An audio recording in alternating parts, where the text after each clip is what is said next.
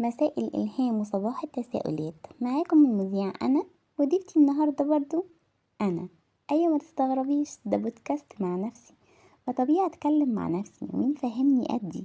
معانا النهاردة ضيفة مميزة جدا، كاتبة وصانعة محتوى ومحاضرة دولية في راسها. بس حابين نسألك سؤال مهم جدا، ايه اللي خلاكي تقرري تفتحي المايك وتتكلمي؟ يعني هو ايه اللي في دماغك بالظبط؟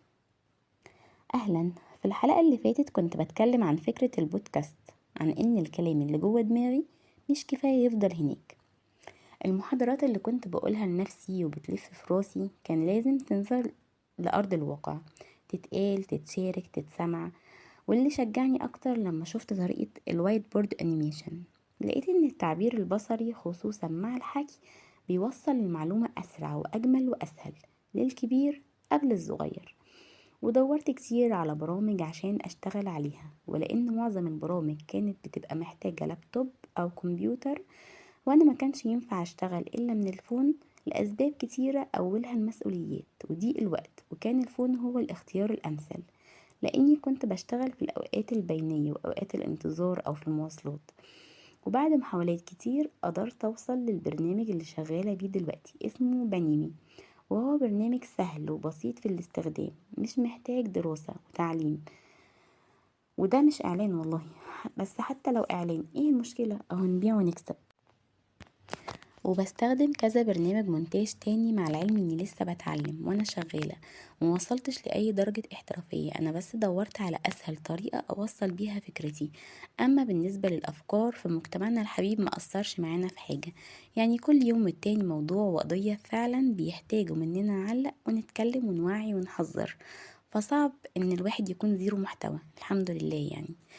يا مصدر الهامي انا ونبع افكاري.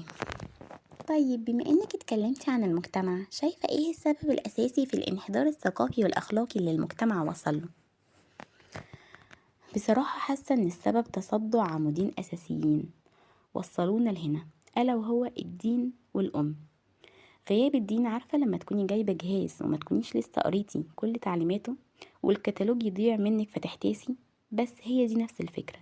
الدين هو الكتالوج اللي المفروض نفضل ماشيين بيه عشان نوصل لبر الامان، وللأسف ضيعناه واستغنينا عنه، فمحتاجين نرجعه تاني أو نرجع له تاني. وتاني حاجة الأم مدرسة إذا أعددتها. وكتير بياخد المثل ده هزار وشعر وكده، وبيقول الأم مدرسة ومش عارف ايه وكده.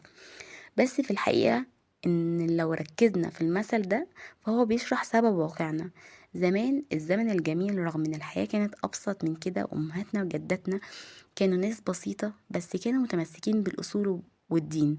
اما للاسف جيل الامهات اليومين دول بدأ مع الانفتاح، ما بقاش متمسك بالدين ولا بالاصول بتاعت زمان، فبرضه وصلنا للدين. جيل طالع من غير دين ولا ام تربي، هيطلع ايه غير علي علقة واشرف كخة؟ هي حلقة مفرغة كلها بتقول لنا ارجع للدين عشان حالنا يتصلح، وبس كده. اللهم ردنا إليك ردا جميلا. مع السلامة.